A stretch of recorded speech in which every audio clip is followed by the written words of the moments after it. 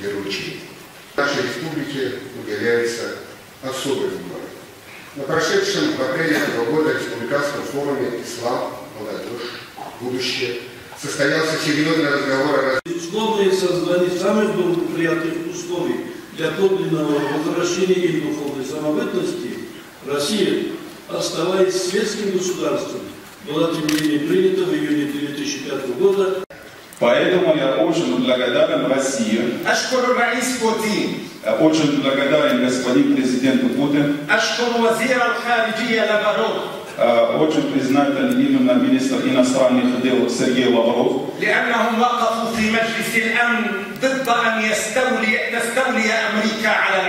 Потому что они стояли в Объединенных Нациях и сказали, подняли вето, чтобы Америка не владела всему миру.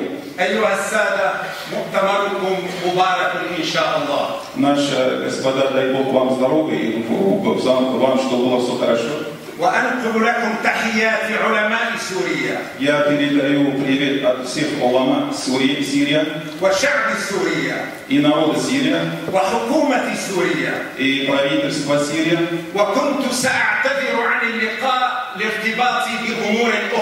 Я хотел извиниться и не приехать, потому что у меня другие дела в Сирии.